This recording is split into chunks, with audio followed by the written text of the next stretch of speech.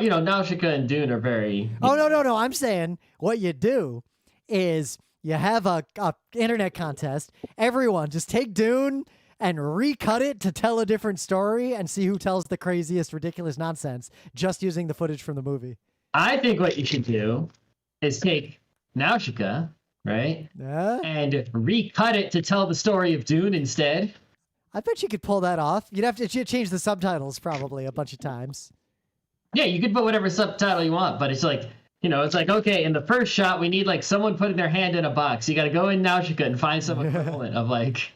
If I could cheat and do like scrolling scans of the manga, right, like animatic style, right? Or you could do the opposite. Try to, tell the story of Nausicaa with Dune, right? It's, you got your worms, you got your bugs. That might almost be easier. You could literally show like the ships on Caledon taking off, just reverse that shot so they're landing instead. You could make that work. You got, riding her little flying thing, riding worms, right?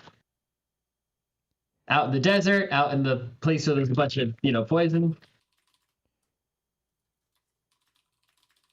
All right, let's see. Your audio is not going to the stream, which is novel. That's never happened before. There's my audio. It's going to you. It's going to me.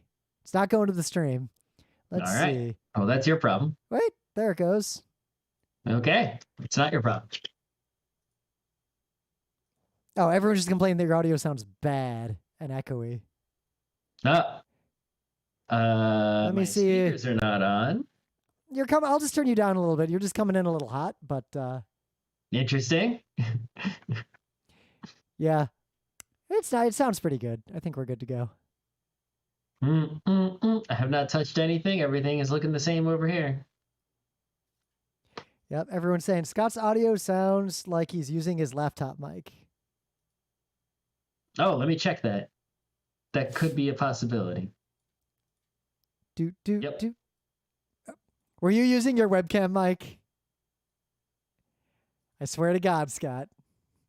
Now you're not sending any audio. Now there's no audio even coming to me.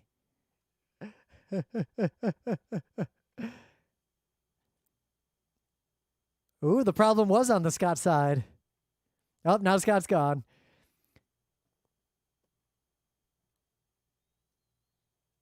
We'll resume momentarily. So, yeah, you guys get to see the occasional startup problem on a Geek Nights episode. Scott apparently broke something in his environment. He's now struggling to get it going again. So, yeah, I don't know. There's only two of you watching. Usually we don't start the show so suddenly. So, AMA, I'll hang out with you until Scott's back. I can edit this part out of the live stream once we actually go. I'm not going to cut it off.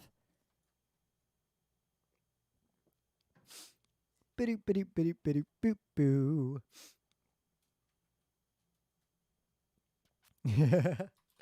Scott is having a problem.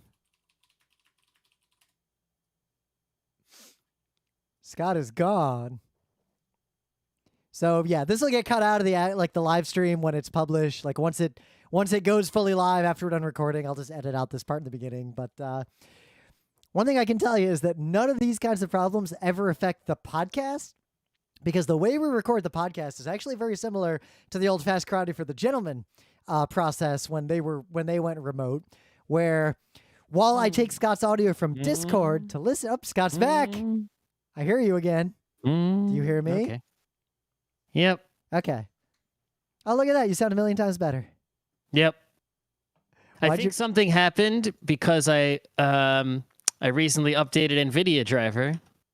And when you update the NVIDIA driver, sometimes it likes to install the NVIDIA audio driver. I don't blame you, because the same thing happens every time I upgrade the PreSonus software.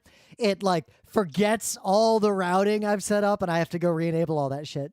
It tries to set my monitor as the speaker, as the sound output device or whatever. So the listener, while you were gone, because I was just live streaming that, I was hanging out with them, they suggested that I do a Tech News Roundup because you can't stop me. I mean, I could go lock you out of the website. Yeah, you could. I can still post to the Patreon.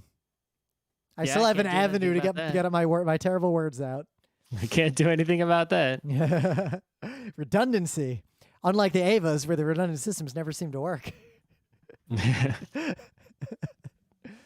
Why do they even have them? At least I like in the rebuild movies, the one time where the eject fails to happen, you actually get that shot of like the angel stuff gummying it up like so clearly. Mm. All right, everyone says your audio's better, so yeah, I think we're good. All right, that would be something cool though if you were like, it's like, rather than the typical Apollo 13 disaster style story, right? You have the backup systems worked, engineers worked. We did the smart and advanced, success, the end. But it'd be like a joke, like a short story or a short film, where it's like you build a lot of suspense, everything's going wrong, and then it's fixed, the end. Yep. Yeah. We did a good job making everything work. We were just nervous, but it was okay. Yeah. We were smart. Every step of the way, they're like, will this work? It just works. Right, you're nervous because the main system does fail in the story, right? And you're like, oh fuck, right? We're gonna die. All right, we got to use the backup system. Oh no, backup system worked. Yeah. All right, the end. All right, I'm gonna hit record. I've hit record. I also hit the record button. All right, and the listener, I'll leave it to you. Yell at me if Scott's. Let me just hold on. I want to listen to my recording for a second. Yeah, just did good double check. And listener, tell me if Scott is too hot or too loud, quiet or whatever as we're going, and I'll keep tweaking because we just fussed with our process a bunch. The recording is fine. All right, then we'll get started. Let me take off just send me your video so I can get rid of the Sele cover. I'm glad I built all that stuff into this template. Scott has returned. Let me just point this other thing. Let's see, Chromie. Live stream. Gothamist. Yeah, the Gothamist article's the one. There we go. All right. I'm just gonna start the show. Oh, we got opening bits? I got plenty now. Yeah, you got the opening bits because you did stuff. I did stuff. We would have gone to that game if you didn't, so. That was one fuck of a game. There were some shitheads in our section though. Oh, interesting. We couldn't do we just ignored them, but it was, Yep. I almost used the MSG text to get rid of them, but I couldn't figure out exactly where they were. Oh. Yeah, okay. Anyway, I'll let you start with the opening bits. I'll do the thing. It's Monday, November 15th, 2021. I'm Rim. I'm Scott. And this is Geek Nights. Tonight we are talking about heating, ventilation, and air conditioning in homes. That's a fascinating topic. We don't know a lot about. I know a moderate about. Okay. Yeah, so we, over here in New York, we decided to actually go outside and go places where there were people and do stuff. Yep. And we're going to see if we face any consequences for that. With prudence and caution. I like how you and your plan to go to that hockey game was very similar to our plan of, all right, we're going to go, but we'll go scope it out. And at any point, we both reserve the right to call bail, and we'll just bail immediately. Before we went to the hockey game, right, we bought tickets to this basically dance party. Yep. Months and months and months ago, and things were looking good. And it was coming up, and it was happening. And we're like, well, should we go? Because it was, one of the musicians. Well, I guess not musician, producer, DJ, whatever. Right. One of the people was someone that I was going to see years ago, and they failed to come. I think it might have been for work visa reasons. They failed that other time. So I really wanted to see them, and under normal circumstances, I would have been like, "Oh yeah, I really want to go way bad, right?" But obviously, I didn't want to go so bad I would die. Yep. I mean, we made a lot of tentative plans before the uptick happened. Yeah.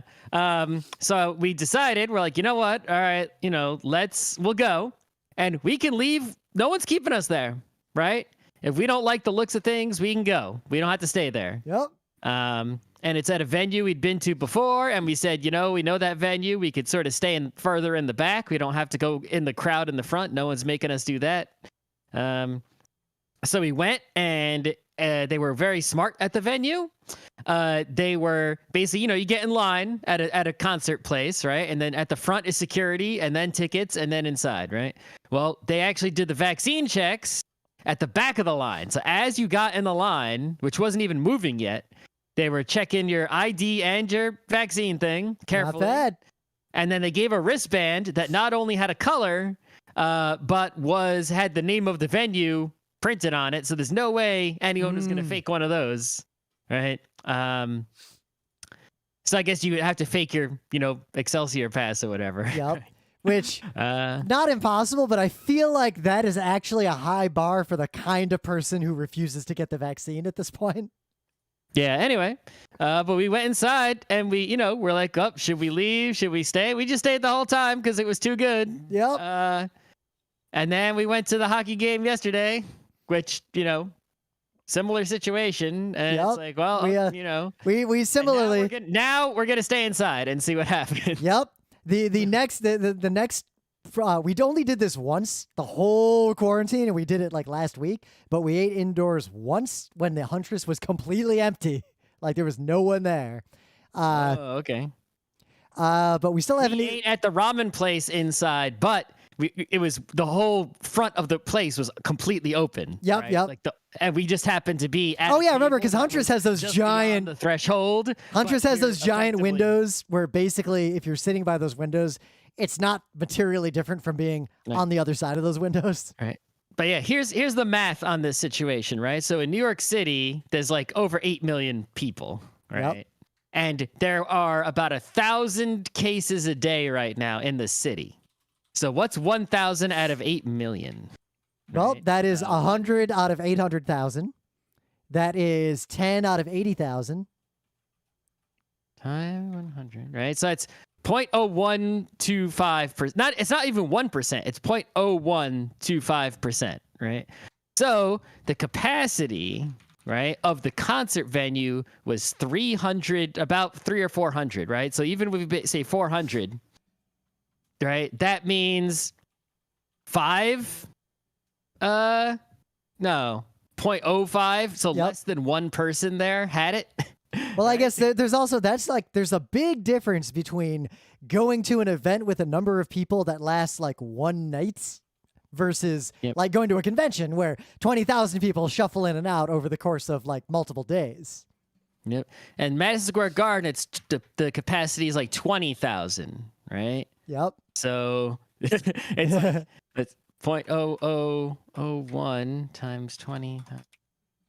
So 2 people at Madison Square Garden likely are sick today, right? Mathematically speaking. So it's like in New York State wide, the chart is starting to go up in a bad way.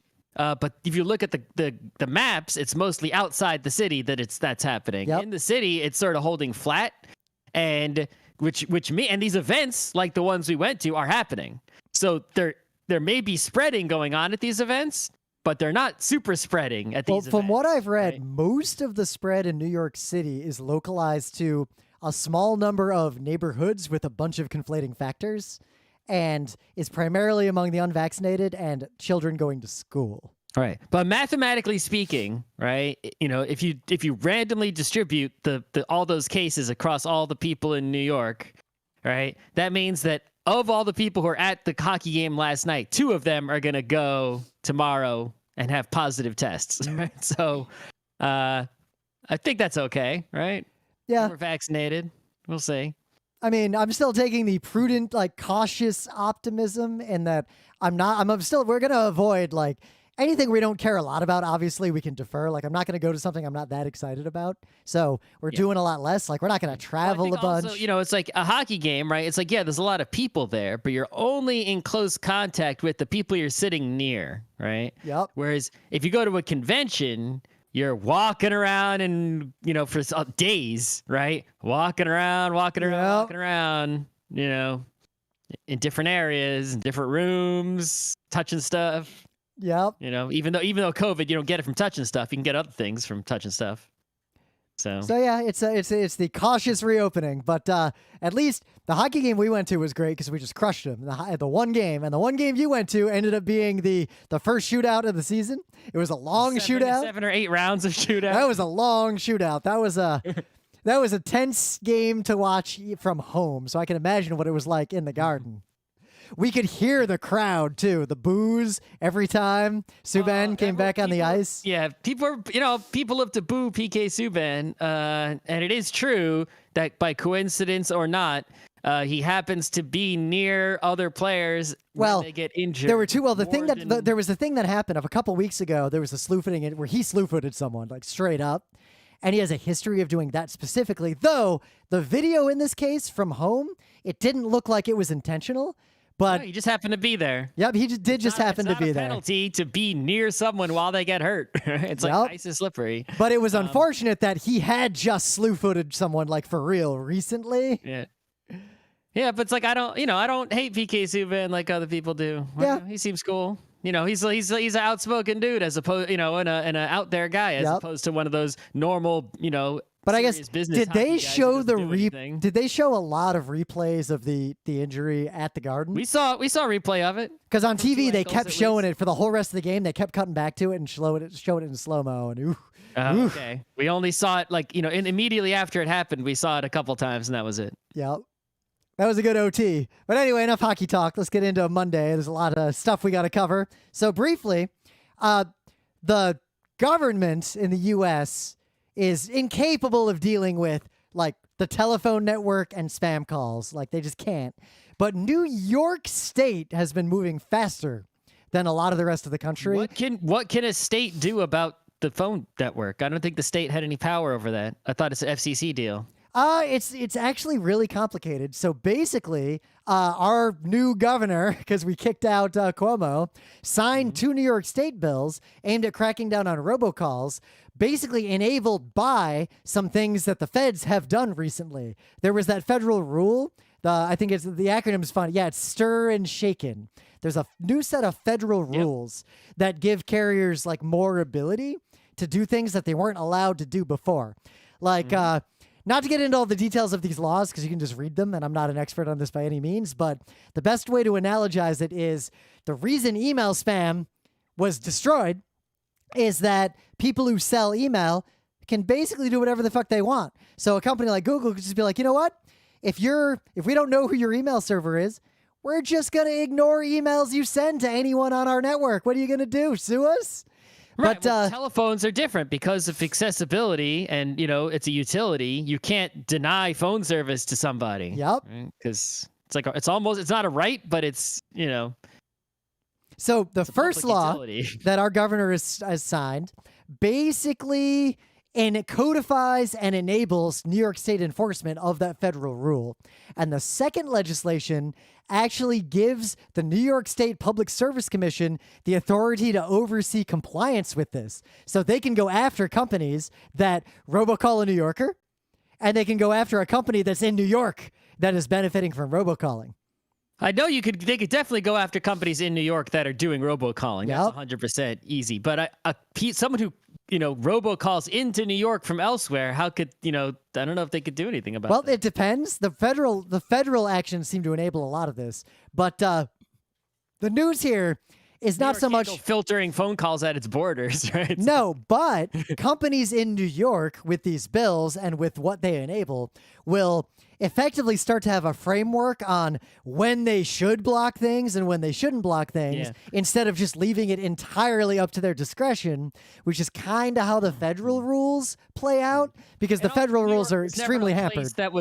New York was never a place where it has been profitable to run a robocall business from. Now, all these scams are run through American red states that have no regulations, or in fact have... I thought there was like a place in Utah where it happens or something. There's a few places. When I was running afoul of this at my previous company, one of my early things that I did at my previous company is I set up our telephone network for the service team. I just did it myself because I still knew the phone network at the time. And I bought a whole bunch of phone numbers through some shit ass company in Texas that clearly also sells to scammers and spammers, but they were real cheap and they gave me a ton of phone numbers from all over the world that 100% worked. Mhm. But anyway, the news, the reason I'm talking about this is that it is too late to save the phone number, in my estimation. Everything that's happening now is way too late. I think phone numbers are just dead. Young people will not use them. I do not think the U.S. federal government is capable of taking enough action to save the concept of a phone number, short of phone numbers that are only able to be used by an allow list of specific people in your contacts. I don't think young people will ever answer the phone again. I think that ship has sailed and it's fucked. You know what we could do is you could make basically, right, a second phone network. We Right. could. IP enabled, driven like right. email, like work more like. The current phone network is largely IP enabled, right? But you Yeah. can basically make a new phone network and everyone has an account on it and their phone number is like an alias on their account. Yeah. And then you create a gateway to the old phone network, right? And then you filter hardcore on that gateway and eventually deprecate it the way they deprecated broadcast television. Oh, yeah. The technical solutions and the organizational solutions to this are easy and obvious. The problem is our laws and regulations will never even remotely get close to making that happen. Anyway. Actually, the listener points out that even in countries with more enlightened governments, they can't solve this either. In France, robocalls are just as bad. Like, phones are just broken globally. Oh, sir, your refrigerator warranty. We're going to talk about France again next week on Thursday because there's a news I was saving. There is an official, which that matters in French. French is a prescriptive language, gender-neutral pronoun for the first time. Okay. Yell. All right. Instead of il or elle, it's yell. All right. I didn't know what any of the pronouns in French were. Yeah. The problem is that doesn't solve a lot because adjectives have to be gendered to their what they're talking about, and there's no way to generically gender neutralize those. So this is like a tiny step, but it's also a big step. But anyway, that's the news for next Thursday.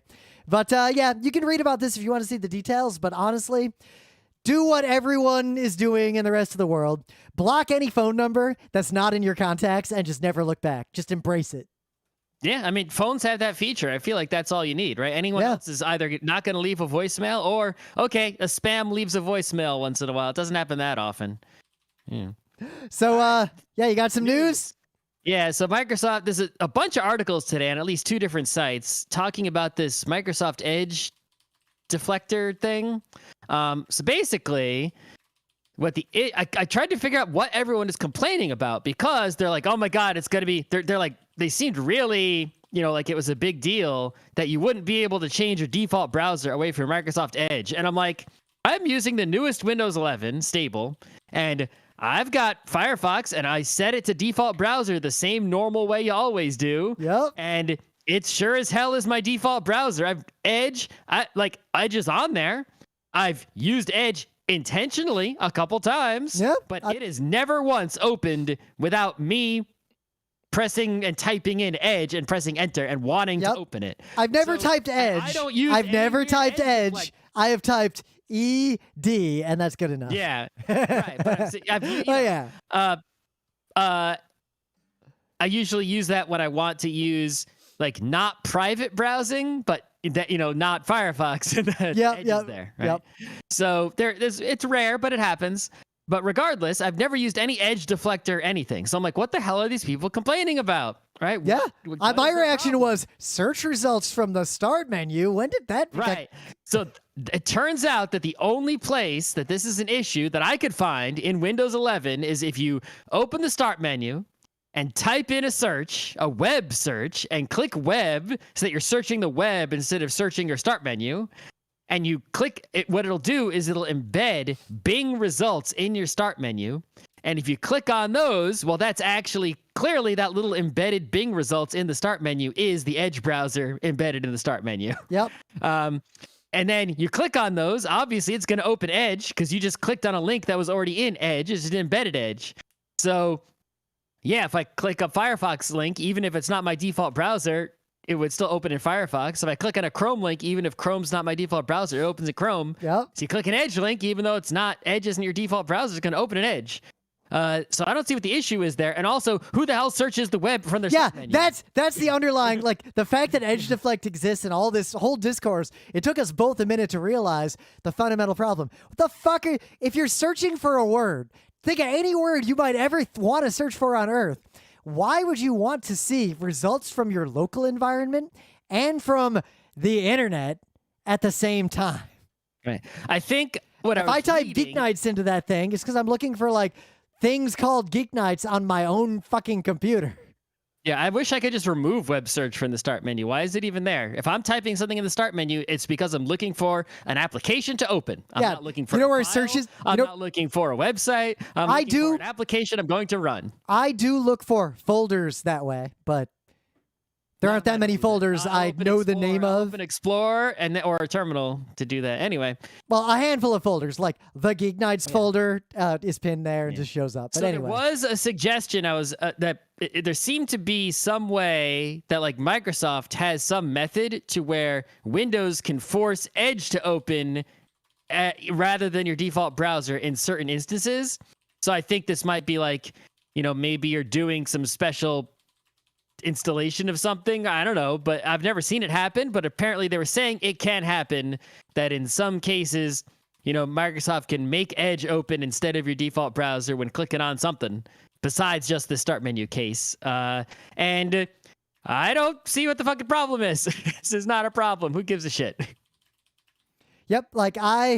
This is not article or worry worthy. Why are everyone worrying about this?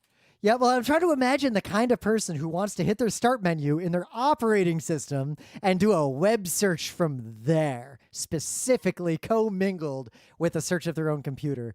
And it's tough because from the alternative perspective, in a browser, there was an era where the URL, I'm not saying we should do this, but in the URL bar at the top, the only thing that used to take was a fully formed URL of a resource you wanted to access on the internet. One character wrong and it wouldn't work. And if you wanted to search for something, you typed in the URL of a search engine, and then you typed the search into that, or you installed something that would do searches of search engine. Firefox invented or did Mozilla have it first? The special. I think Mozilla had it first. The Mycroft, I think it's called the Mycroft, right? The top right, the separate search box. I used to use that a lot. It's funny how much you would have to program little extensions for it to add more sites to the searching, which I did.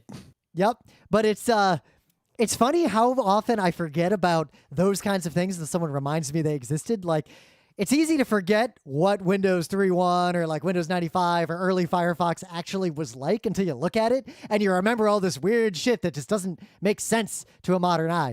So there was a transition where people expected, and like I do this now too, if I'm searching for something on the internet, I just type a bunch of words into the one bar at the top of my browser and it just handles it. But you're not expecting to search your desktop file system when you type in that bar. True, but I can see the slippery slope of like semantics where a younger person would wonder, if I type into the Windows bar, why doesn't it just search everything?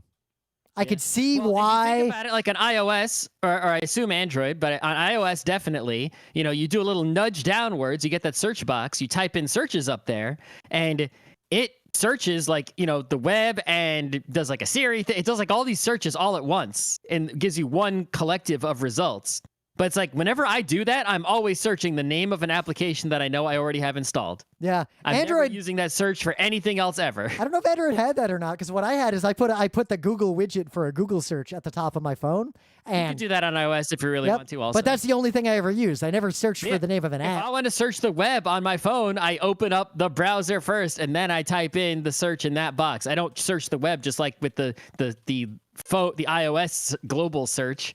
The iOS global search, just like the start menu, I'm searching for an app I have installed where the icon wasn't right in front of my face at that moment. So, anyway. All right. Sorry, let's jump to the next thing. The listeners are active, so I was typing at them. Are they searching from the start menu? No, they're still bitching about spam phone calls. In France, it's apparently really bad. Okay, right. Remind me not to get a French telephone. So, in some other news, this is huge news. And we're going to have to talk about this on a future episode, maybe a Tuesday or a Thursday, but I'll just note it. So Unity has acquired the digital side of Weta. Mm-hmm.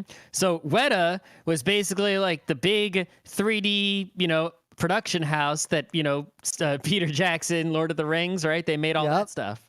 So Unity is a game engine. That's a cross-platform game engine that is ridiculously popular. Yep. And I think, someone in our forum had the right call on this, which is, hey, look, the Unreal Engine, pretty much the direct competitor to Unity, right? The big two. The Unreal Engine is used for video games and movies. Right? Yep. Well, but especially with the Mandalorian and the volume, that was the big transition where that is like the big use case that's revolutionizing film creation right now. Is that combination of a real-time rendering engine like Unity or like the Unreal Engine, coupled with that physical technology of the volume. Right. Well, I mean, the crossover between the Hollywood and game industries, right? I've always, in the past, maybe like 5+ years ago, my gut was always telling me, hey, all these AAA video games, you see them coming out, they're being made by people who couldn't get Hollywood jobs. Yeah. Right? It's like some screenwriter who wanted to make a movie, their script got used for a video game instead, right? So, video games as a whole, all entertainment software, doesn't have crossover with Hollywood, but the AAA fancy 3D big narrative games, which are basically movies where you push buttons a couple times, all right?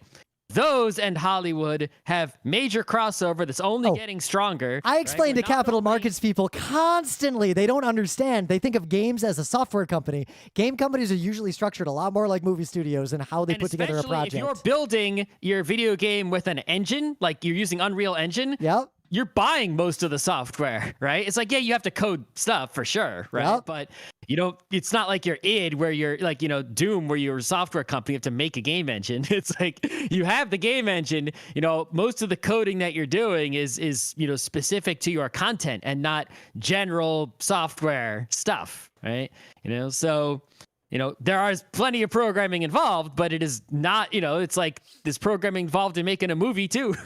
But this is huge now because you've got Unreal, which was already in place to be used for this like modern production pipeline, which again, I cannot stress enough. Unity now has both also. Yeah, because Unity didn't have the kind of render pipeline you would need for that kind of work. And this basically closes that gap. Their stock has skyrocketed. I'm not giving investment advice, but I'll say this.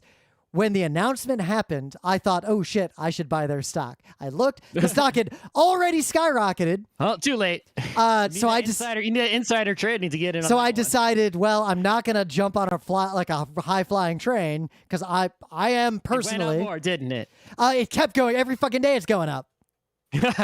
Well, the market's also a little bit up. No, this is They're like beating the market by a lot. So my gut not even feeling. Unity was public.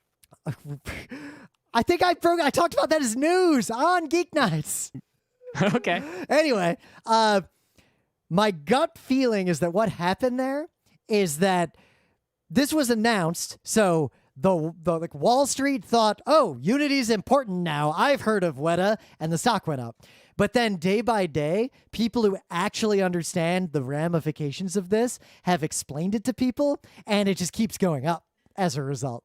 But I'm not giving investment advice. I'm not saying whether or not I'm going to buy it. I have not bought it yet. Again, I'm not giving investment advice at all. I have to make that clear. But you definitely shouldn't take investment advice from Rim because actually it peaked. Is that today?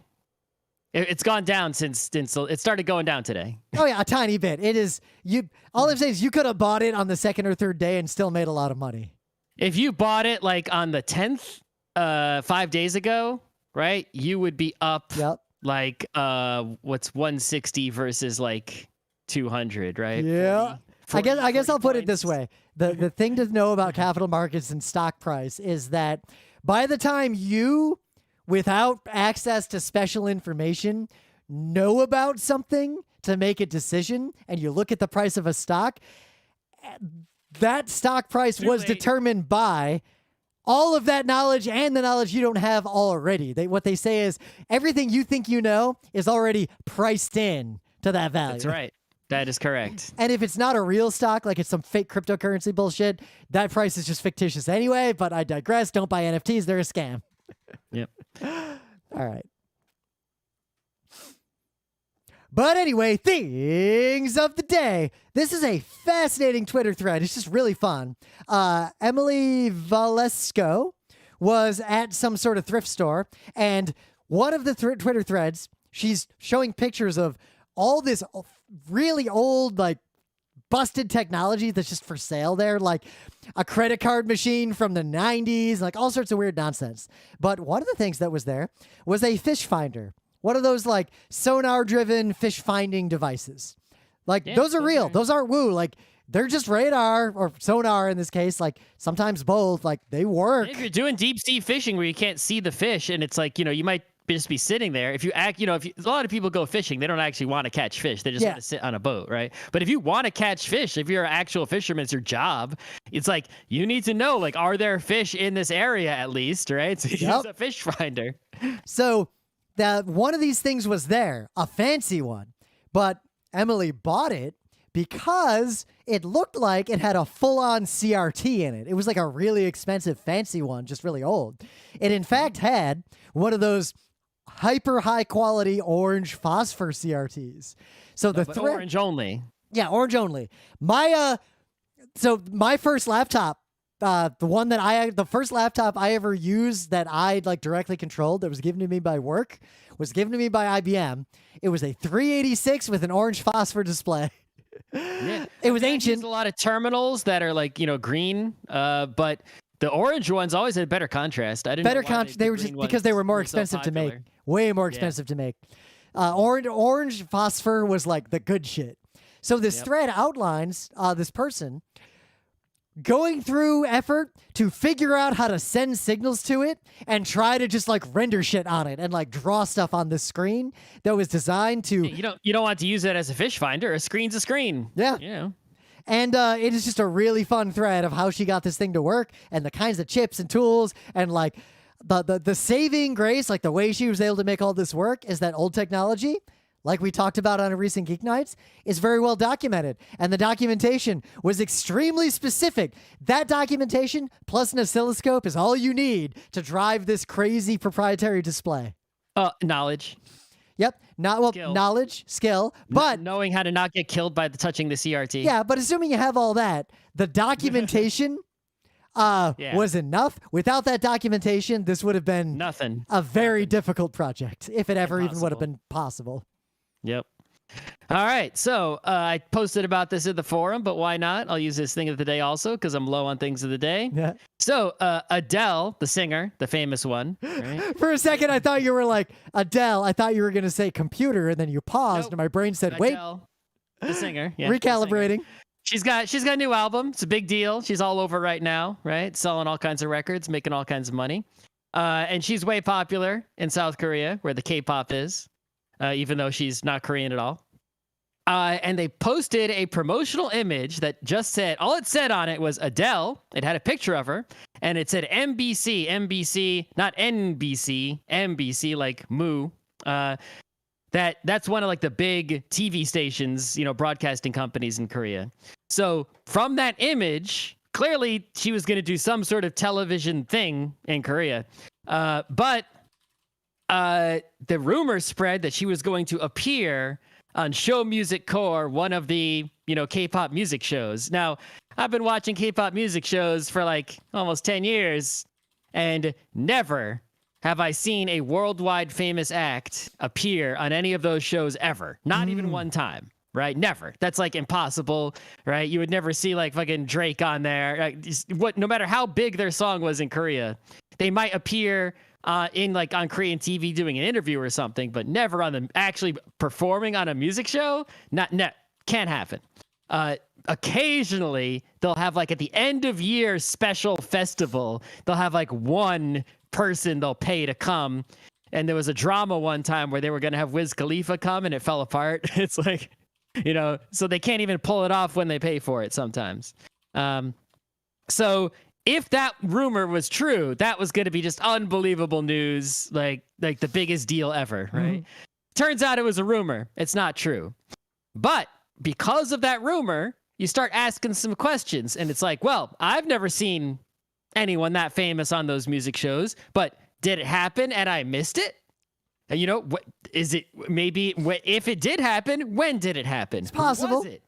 Right. And you know, it's not like I've watched this. These shows are on. There's 6 different shows, right? They're on almost every single week unless they get canceled for some reason, which happens occasionally, right? It's like every day, every week of the year, it's like, there's so many. You're not going to watch them all ever. And it turns out through research, meaning reading the comments was my research, I discovered that in 2009, before I knew any fucking thing about K-pop at all, Lady Gaga appeared on M Countdown. For real. And I was like, wow, that's pretty amazing. So there, now you can watch that video from 2009. God, 2009 was a long time ago. Lady Gaga was real young in 2009. Specifically, she was 12 years younger than she is now. Right? In the meta moment, we are, I am going to be live at PAX Unplugged with a panel at 1 p.m. on Friday. I won't be at the con otherwise. I'm rolling in doing the panel and rolling right out. The book club book is still The Tale of Genji. Definitely happening at the end of the year. We're both steamrolling through it lately. If we don't get that book club episode out by the end of this year, then we'll just do it with wherever we're at. I'm doing your thing. I'm trying to take at least like one note about what interesting thing happened in each chapter, or else I'm just not. I'm going to forget everything I wanted to say about this fucking guy. Yep. So yeah, stay tuned for that. That'll happen in December. PAX East got announced for real. It's going to happen in late April. Yep. And they said that they're going to have vaccine requirement, which is good. Yep. And they're going to have mask requirement, which is, you know, good and not good, right? It's prudent. If an event's going to happen, I'd rather them do masking, but at the same time, I would rather just wait myself until I don't have to wear a mask, and masks are not even prudent. You have some weird hang up where you're like, oh, a mask is too uncomfortable, man. You don't want to wear it all day like a baby, right? Whereas me... So you going to PAX East? I don't know yet. We'll see, right? But, you know, my stance is still what I've said all along, which is that if it is safe to go to PAX East, then it should be safe. You know, if it's not safe enough to go to PAX East without masks, then is it safe enough to go to PAX East at all? Question mark, right? Nope. Is it safe enough to go on the airplane without every passenger wearing a parachute? If it's not, the plane might not be safe enough to fly. Let's just not even fly. So, we'll see what things are like in April, right? It could be huge differences by then, right? It's a long time from now, so. Yeah, I'll probably do the thing. We'll put in panels like usual, and we'll play it by ear. We have a lot of time before we have to make that decision. The problem is if you put in a panel and they accept it, you can't bail, right? Well, no, but I would just do it like, remember, my last job, I would go to Boston like every other week, like just for a couple of meetings and back. So I could just sell it to Boston, do a panel or two, and then sell it home. Yeah, do whatever you're gonna do. That's why I'm doing it unplugged. Yeah, but yeah, everyone's got to make their own decision for themselves. The thing is, the thing to bear in mind, like, just there will be a future where cons are just like you can go to them again. It's just we don't know exactly when that'll be. We got to be cautious. But I do look forward to a day when I'm out of PAX playing games with some rando. The question is, how much industry will show up to PAX East? Yep, because they killed PAX South. Good. Yep, justifiably, I'm boycotting that state like in every possible way at this point. Yeah. But yeah, and we'll see. You know, also, like, you know, I just went outside for the fucking first time. Yeah. At least where other people were. We'll see how that goes, right? If I get sick in this week, guess what? Well, like I have to go to work. I have to go to my physical office 3 days a week. Like that's the company policy. I get to pick which days, but up until now, it hasn't been a big deal because I bike in both directions. It's almost too cold to bike to work, so now I have to decide, am I comfortable riding the subway twice a day, 3 times a week, as opposed to... The subway's not an issue. I've been taking the subway all whatever. Partly because I can... It's more that because I can city bike everywhere, I just avoid the subway. I've only ridden the subway like... If I could, it's like I'm not taking the subway, you know, when there's an alternative, but it's like, I'm not at this point. It's like the subway or the bus. It's like if you look at the numbers and other things, it's like there's not a lot of transmission going on in the buses and subways at all. Yep. Well, like earlier, the one time we did a trip where we had to take a mass transit instead of just taking a private transport, when it was still a more worrying time, we did the private room on the Amtrak because I wouldn't have been willing to sit in like a dense train car at that time. But it's way different now than it was then. Also, my calculus, like for all of you, both of us, our calculi are based heavily on the fact that we live in New York City. Much of the rest of America is not even close to that safe right now. Yep.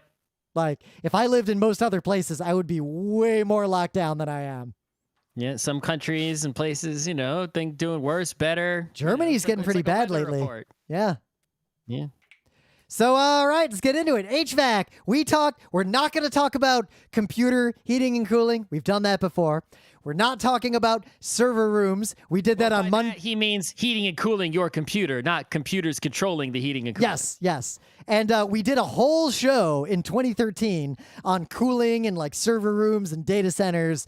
While that's changed a lot, that's not what we're talking about today. Talking about homes, houses and apartments, like regular ass heating and cooling.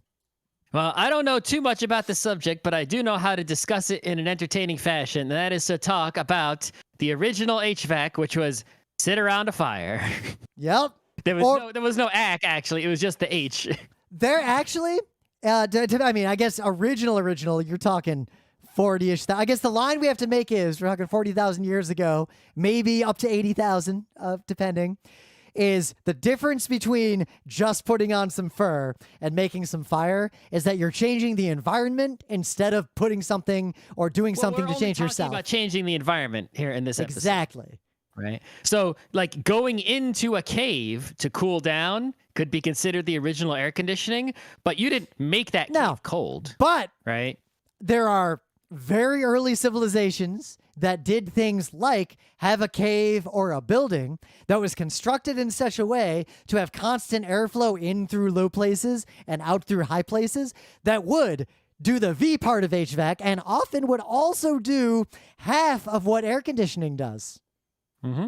Well, I mean, you could also, just building a roof could be, that's opaque could be considered cooling. I consider insulation to be a part of HVAC. Yeah, as do many absolutely. professionals.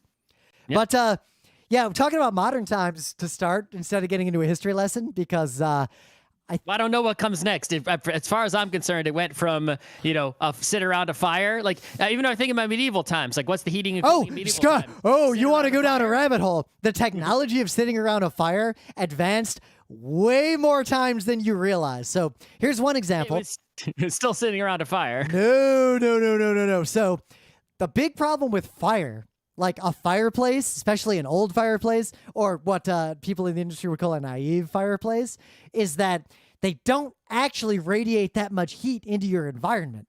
Most of it escapes. The way the advancements in fire came around getting the heat to linger and stay in the environment while getting the noxious results of combustion to leave the environment. That's where things like hearthstones came from. Do you know what a hearthstone is? It's a card game. Everyone knows that. So, God damn it. The worst thing is I just typed it into Google to pull up the Wikipedia to make sure I don't say anything wrong. And of course, it's all the card game all the way down to multiple... God, it's still the card game. Hearthstone, real, fire. God damn it. And still, the modern internet is good in some ways. Anyway, hearthstones or things like them, what they would do is sit in your fireplace, collect the heat. Like some of them, you put a big fucking piece of iron just in your fireplace and it gets hot and it turns red and it radiates the heat into the room. At campsites, you could put big rocks in the fire. They get hot. You put them in water. It heats the water. You put the water in your sleeping bag at night. It warms you. Technology around how to use fire to warm up a home or a dwelling has advanced in many more steps than you might realize out there. We're not experts in this, so we're not going to cover that in detail. But the house I grew up in, right, it came with this little, it wasn't the kind of fireplace that you have in the, set in the wall, the classic kind, right? Yep. It was like this metal, it was the metal box kind that's sort of set away from the wall. So air can get all around it. Yep. Right? and it's made of metal. And the house actually there's a shed out back that collapsed. It had coal. I guess we were supposed to burn coal in there. We only ever burned wood in there. We never put coal in there. Yeah. Not that I remember. Even though there were just sacks of coal out back. I considered buying a house that was heated by a coal-fired boiler back in 2009. I didn't. But yeah. But in the winter, occasionally, right, to offset just the cost of heating with the gas heat that the house came with, we would put wood in there, set it on fire, and it would make the living room that it was in really, really nice and toasty in a pleasant way. And there was this fan up near the top of the room that would then sort of blow air out of that one room into the rest of the house, like this one little fan. So that way you could heat up sort of the whole house with, because it would blow right into like the staircase, like in the perfect spot. Yep. So the rest of the house got kind of warm, not way warm. It wasn't that great at, evening out, but kind of, warmer as if you just lit this fire in this one thing. And then there was a big old chimney on the outside of the house. It exhausted through. Yep, my grandparents' house that they built themselves, they designed it where it had 2 fireplaces to provide like the ambient heat and save money and make it comfortable in the winter. And then they had a regular old like electric furnace to fill in the gaps when it wasn't that cold when they want to make a fire. And the 2 fireplaces were actually very different designs. And as a kid, I was fascinated with one in the living room because by the time I was a kid, they were old. That house was huge. The living room was basically this unused museum of furniture no one sat in. The Intellivision and the Atari were in there with a TV that no one used. It was connected to a dining room that also never got used except on like holidays when the family came over. And as kids, that fireplace, just because it was the one they didn't use, we were obsessed with lighting fires in it, and multiple times our grandparents or parents had to stop us as we had on our own tried to start a fire in that thing. But they used the one in the family room all the time, and I gotta say, just as a personal thing, there's something about sitting in front of a fireplace on a cold day that no modern technology will replicate, though I recognize that is a combination of nostalgia and novelty. Well, I mean, it's like, it's like you could go into an air-conditioned, room, right, when it's really hot out, and suddenly you're all cooled down all over. But even if you're in the air-conditioned room, right, an ice water that you're holding and drinking, is way cold. Well, right? It's the difference between radiant heat versus ambient heat. Same reason why there are some heaters that will heat the room, but like kerosene heaters, those kinds of things, a lot of like directed space heaters, they only heat you if they're pointed at you. Like the heat is coming from it and it doesn't go anywhere else. Like it doesn't heat the room, it just heats you.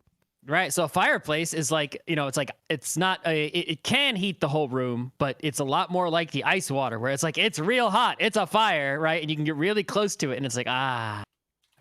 You Especially can't really go, next to your radiator. You kind of can. But Well, like it's not great. I ski. Obviously, COVID kind of put a damper on that. But one of the most sublime feelings in the world is skiing for half a day, and then you're cold, and you're tired, and you're hungry, and you go into that lodge on the top of the mountain, and there's a fireplace that's bigger than you can imagine that was built in like the early 60s.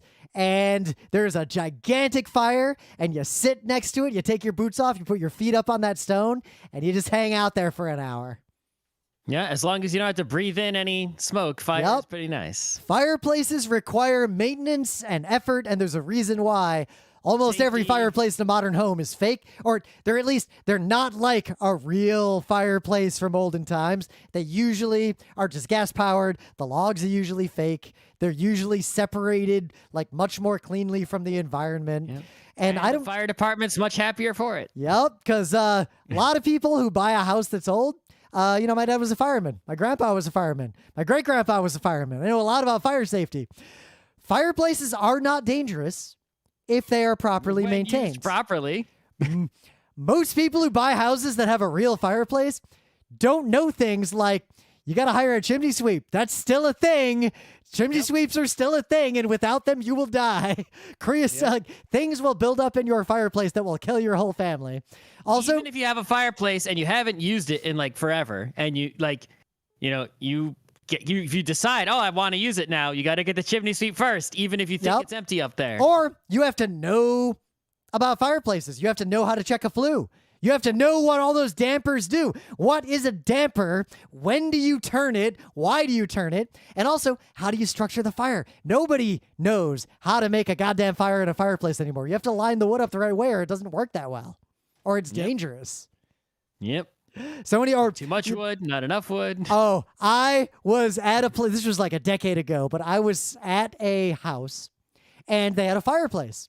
That clearly looked like it hadn't been used much, but it had been used a few times. And next to it was all the shit you need for a fireplace, like the pincers and the poker and the rake and all that stuff. Yep. Bellows are the most fun. I decided to start a fire in this fireplace because it was a place we were renting. And guess what? All the stuff next to the fireplace was decorative shit. It wasn't usable. But they had clearly been using it like it was real because they did not know the difference. But yeah, don't touch a fireplace if you don't know how to use a fireplace. But in my life, let's see.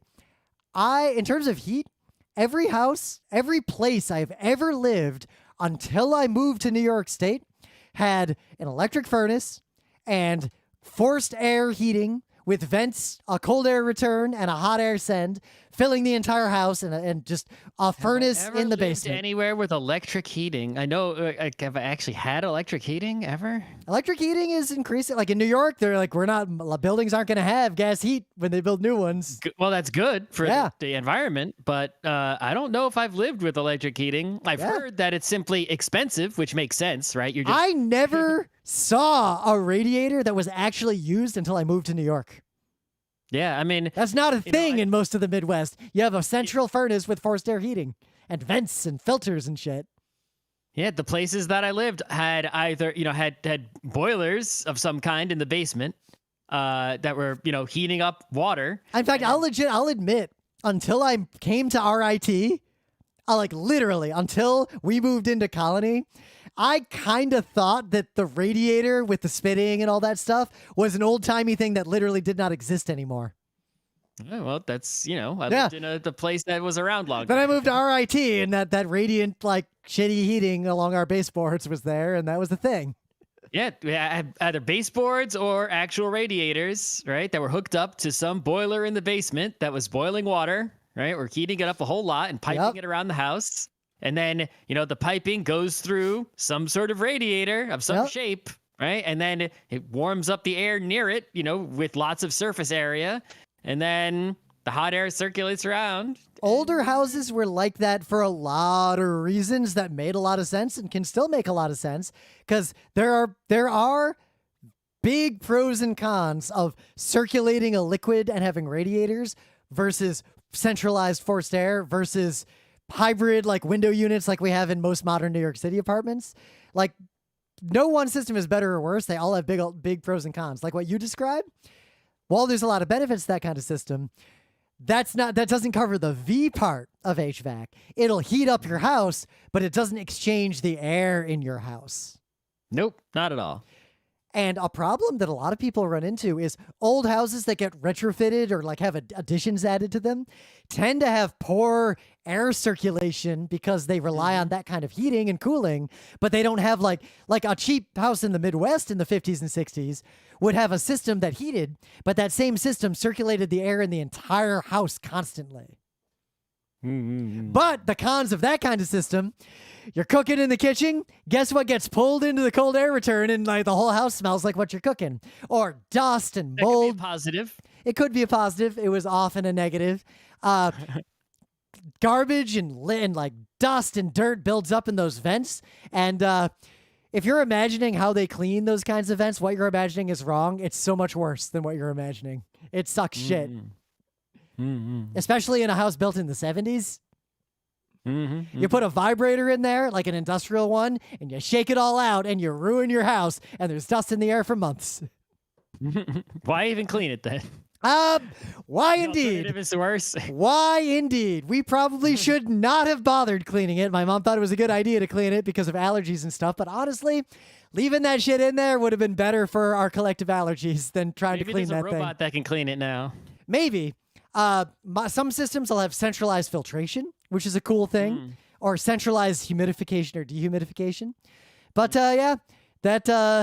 nowadays in New York, we deal with this fact that most New York apartments, you can't even control your own heat. It's just on or not on, and you're just kind of stuck. I didn't control my own heat at the previous apartment, which had radiators, right? And it had in-wall air conditioner. But at the new apartment, we basically have hotel-style PTACs, which are all the rage for new, big building construction, because it's way cheaper for the person who makes the building and owns the building to do it that way. Yep. And they can meter you directly. Right. So basically, this is one unit in each room. They're all the same unit in the whole building, and it does heating and air conditioning. It's in the wall, right? And it uses gas if you want to heat, and uses electricity if you want to air condition. And it blows right in the room. You control all the different rooms separately or all together. It's up to you. Yep. And then which you ain't gotta bad pay for all that electricity or gas, because they got in the basement. There's a meter for every apartment. So our building does not have a meter for gas. Gas is just free in our building, and so is water. We only pay for our electricity. Well, we're paying for the gas. There's a zillion meters in the basement, one for every. I went in that room. It's scary. Yep. Because we just have one giant central industrialized boiler that literally heats the entire building, and it takes them. I was talking to the guys downstairs. It actually takes them like a full day to bring it online every year when it's time to turn it on. It makes sense. Yeah. Yeah. So I've learned more recently, like in the past few years, it makes perfect sense when you think about it, but I just hadn't thought about it my whole life. My thoughts were like, obviously, we'd rather not use fossil fuels. That's bad, right? But, I didn't think about like direct harm of having a fossil fuel heated home. I was just like, oh yeah, gas stove is way better than electric stove, even though worse for the environment. Yep, there was just that study showing how bad indoor air pollution is, especially in apartments that have gas cooking.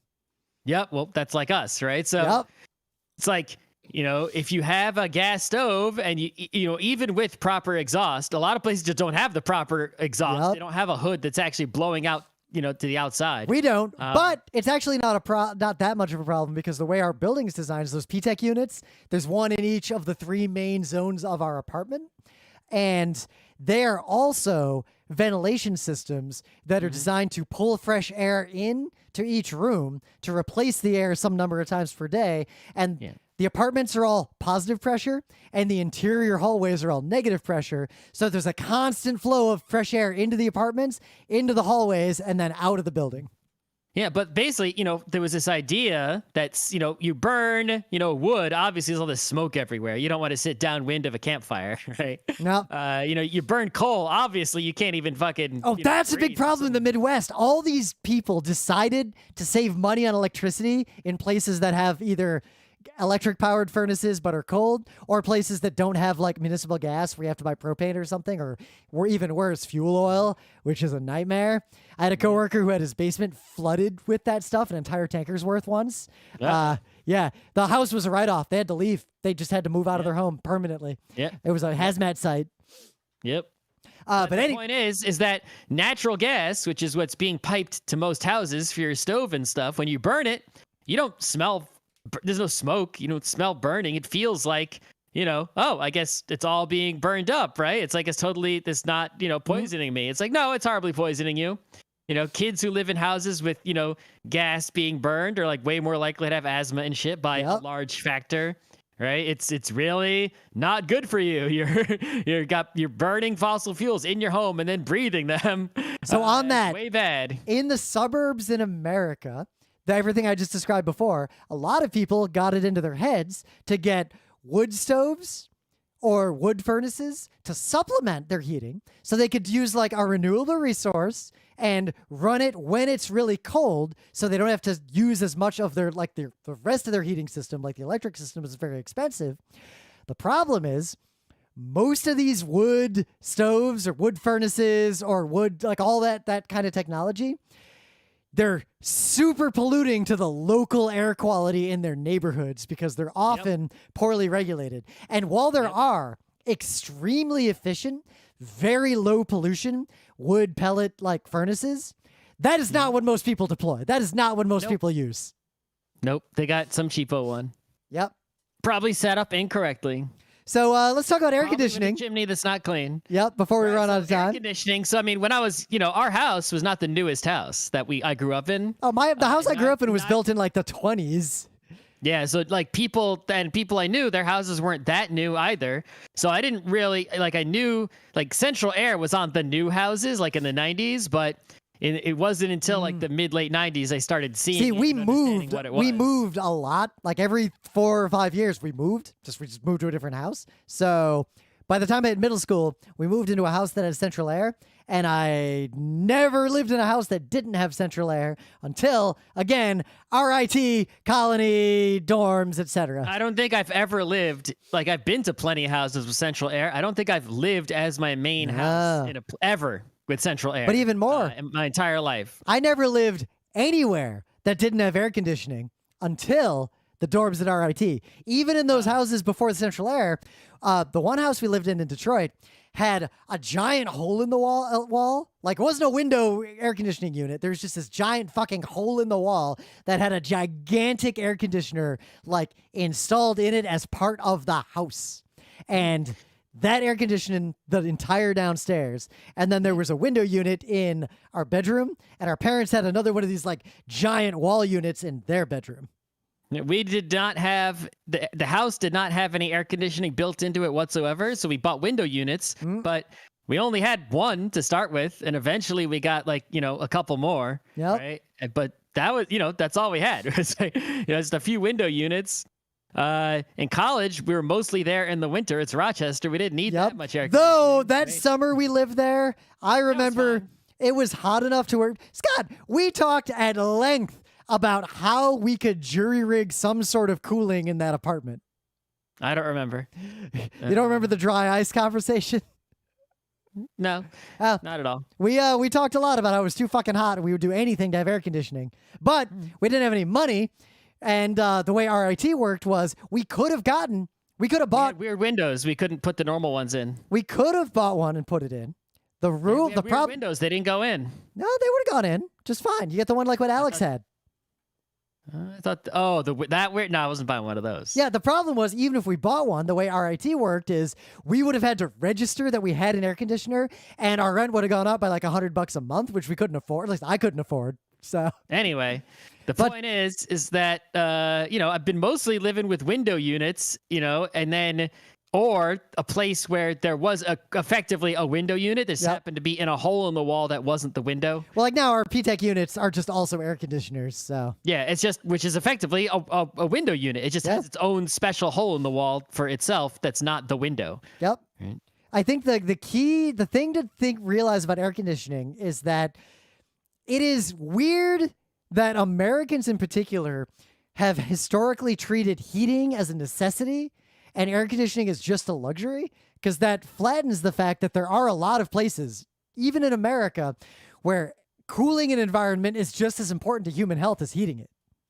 That's true.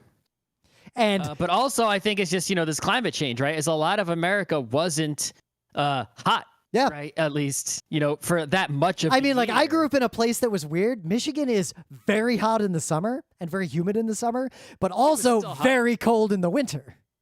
Yeah, but it's like it would only the amount of time of the year even if you had the air conditioner that you would use it would only be like a couple months. You could suffer through those months with like an attic fan. Out of 12 months, you're going to use the air conditioner for 2 or 3. Yep. Right? It's like it didn't, or even if you had central air, it's like you're going to use it, not that, but now you're going to be using it a lot more. Right? Whereas opposed, you go to a country like, say, like Singapore. Southeast Asia, In Singapore, like air conditioning, it can be hot enough and humid enough in Singapore during the hot season that humans can't survive outside for that long. Like, everyone no has joke. Those the mini units, right? Those little, the ones, the box that sits outside and just has pipes coming in, right? Whatever those are called. I took some great photos of those last time I was in Hong Kong, too. Right? Those ones. The mini splits. Mini split, that's the one. That's like that. Those are actually the best ones possible. The mini splits. That's like that's the ideal, unless you have a big old house. Well, obviously, there are alternative means of air conditioning. So, for example, in the projects and in a lot of older buildings that have old school radiators, in the summer, you can run cold water through the radiators and air condition. You can cool, and You can do that. It's really effective. But the thing about air conditioning is that modern air conditioning, and a lot of people forget this, does two things. It cools and it dehumidifies by the nature of how it works. That other option only cools. It does not dehumidify. There were many... You'll get a lot of condensation on the radiator and hope it doesn't rust. Yeah, but that is not enough dehumidification. No, it's not. The fact that air conditioning dehumidifies is a big goddamn deal that a lot of people don't realize because they don't remember a world when alternatives were used, or they've never lived in a place where those alternatives are used, like swamp cooling and all that other stuff. Really effective at cooling, depending on the local environment, not dehumidifying, which is kind of a big deal. Like Abe Lincoln, when he was dying, they used an early form of air conditioning to try to cool the room, but it didn't dehumidify. It was basically just giant blocks of ice and fans. That worked. That's really good. It works okay, but it also can make the room really humid. You can drive, we have refrigerated trucks these days, right? If you just put a block of dry ice in a back of a truck with a fan on it and close the door, you can store meat in there for a long ass time. It'll also kill anyone who tries to hang out in that room. Well, you don't hang out in there, but you can go in, get the meat, and get out, right? Yeah, depending. I mean, nowadays they just use active cooling. You see those heat sinks on the front of cooler cars. But air conditioning, I really, really missed it when I was at RIT. That was the first time in my life I'd ever experienced like a day when it was like 90-something degrees, and I couldn't just go inside somewhere that was cool. I basically, even no matter what heating and cooling system I have, no matter how good it is or crappy it is, I just generally, for at least the past several years, have tried to, within the amount that I can control, I try to minimize using it as much as possible. Right? It's just like I haven't turned the heat on yet. I probably might turn it on today. I don't bother practicing that form of self-denial. I keep my environment comfortable within the bounds of what is reasonable. I'm comfortable. I'm not doing. It's like if I'm not comfortable, I'm gonna turn it on. Right? But wait, how are you like this? And yet, when it's like 71 degrees, you're like, it's too cold. I can't bike. It is too cold. That doesn't mean it's not too cold. I got to turn the heat on. But I'm saying if I'll bike to work if it's like 50 degrees in shorts and a t-shirt and be very comfortable. That's cold. But how do you have such a wide operating range sitting in your house, but if you're on a bike where you have a lot more control of your personal situation, you're suddenly can't deal with anything? I'm just curious. How is that cold? The other thing is that, the apartments that I happen to live in, this one and the previous one, they're so insulated. They're so insulated, and they have large south-facing windows, so the sun comes in, or I can put the curtains in. Well, I talked about this on the show before, but remember 4 or 5 years ago where our building, the boiler broke, and we didn't have heat for 2 weeks in the middle of the winter? It took more than 4 days for it to start getting chilly in our apartment from when the heater broke, just because the building is so insulated. Yeah, it's like I'm not cold right now in the apartment. We often in the fall will have to run the AC occasionally because it'll just get too hot in the building because of the insulation. So just one little side note here. The apartment I'm in now has 2 bathrooms, and it came with, right, as a luxury item that we've never used even one time, heated floors in the bathroom. Now you could imagine, get out of the bathroom, get out of the shower, the floor's cold. Right? I always imagine that being in hotels. If I built a house, if I was rich and I had a house built from scratch, that house would 100% have radiant floor heating. Whole house. But, maybe it could be good the rest of the house. But in the bathroom, we have it, and we've never used it. And I've never come out of the shower and had cold floor. Because you live in New York, right? The floor under my feet here is warm, actively warm because of the heat from the people living under us because this building is so freaking insulated. Right. It's there's absolutely, they have the system to heat to special floor Why? heaters. It's New York. Your floors are already heated. I've never needed it even once. And also, one of them has like an error on the control screen, right? And I asked the super, I was like, hey, I'm not using this, but like, do you want to fix this? He's like, no, those things are a piece of shit. He's like, don't worry, we won't charge you for it when you You know move what I out. feel like? In an apartment, that is just a stupid idea all told, and it's literally only there because they can put it as a checkbox to try to rent the building to people. Like if I did use it, it's like, hot. how much am I going to pay for the electricity it takes to heat the bathroom floor, right? It's like, see, those are good for a house where you don't want cold spots and you just want like a nice radiant warmth in the whole house. I think it would make sense if you had a big ass luxury bathroom. Give me a second. There might be trouble in the other room. 1 sec. What's up? Uh-oh. Did the heating explode? Uh-oh. Water in the ceiling. We're going to cut the rest of the show